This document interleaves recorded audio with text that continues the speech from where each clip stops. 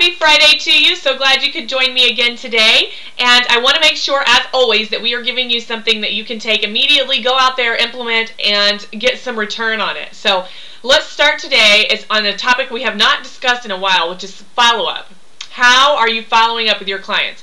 And let's talk about what does that really mean? Well, there are several different categories of clients that you have. You have your past clients and your existing clients. You have leads that you're currently working with, and then you have potential clients, people that you don't know right now at this point. So you really have 4 different categories of people, and you have 4 different sets of ways that you need to be thinking about how you're going to follow up with these different people. And I'll tell you why. Because your past clients and your existing clients, it is so cheap, cost-wise, to get a new referral or a new lead out of that than it is to go out and find a potential client, somebody you don't know, because the cost to advertise or whatever you do to reach that person is far more than it is to just simply get a referral from one of your past or existing clients. So what I encourage you to do, and what I would highly encourage you to sit down this weekend and break out those 4 categories: your past clients, your existing clients, leads that you're working with, and your potential clients, and write down what is it that you are currently doing to follow up with each of those sets of clients. Are you writing out anniversary cards? Are you writing out, happy birthday cards, how you doing cards? Hey, that Cardinals game was really great. Are you sitting down and doing those things? Are you making phone calls to these people and just catching up with them and seeing how they're doing and asking if they have any questions about what's going on in the real estate market right now? These are the things that you need to be thinking about. What is my system, so to say, that I do for follow-up? And are you doing it on a consistent basis? So the first thing to do is sit down and write down those 4 categories and write down what are you doing right this minute. And are you doing it consistently? Do you send out a newsletter whenever you feel like it, or every single month, or when do you do that? How often do you send out emails, or whatever it is that you're doing? Write note cards. Do you write your 3 note cards every day? That's highly recommended to do. And figure out what it is that you're doing, and then look at it and say, okay, for each of these categories, what works for me? And if there's something on that list that you're doing and you're doing it all the time and you're spending money and you're not getting a return from it, then just cross it right off your list.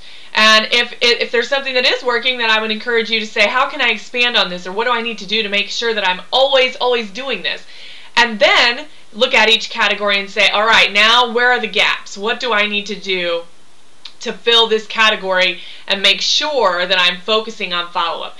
And I will tell you that the most important places for you to focus on are your past clients and your existing clients, especially your existing clients. You need to be following up all the time with them and communicating with them, because they are in the trenches and they are telling everyone they know about how exciting it is to buy their house or sell their house and what their experience is like. I mean, we as people like to talk about ourselves. And so that's what those people are out there doing. They're talking about their experience, and they're telling everybody else they know about what you are or are not doing for them.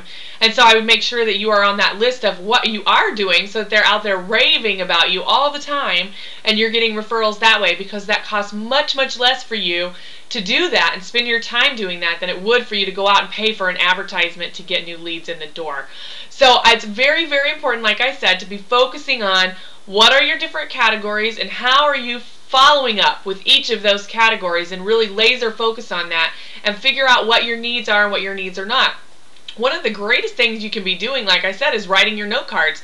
And we have a local printer here in town, and she will match up your note cards to match your business cards and your other marketing material, so that you're continually branding yourself. And how great is that your clients are going to always see your same branding over and over again, and they're always going to have you top of mind. So there's a lot of different tips and tricks that you can do, and so I encourage you to sit down and start really thinking about it, put it on paper so that you can see it.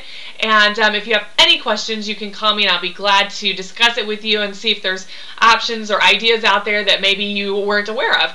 And if you have any great ideas, please do share them with the rest of us via the blog. We would love to hear about those ideas. If you have questions, you can call or email Leanne@thelendinglady.com, or you can call 602-793-6963. Make it a fabulous and prosperous weekend. Take care.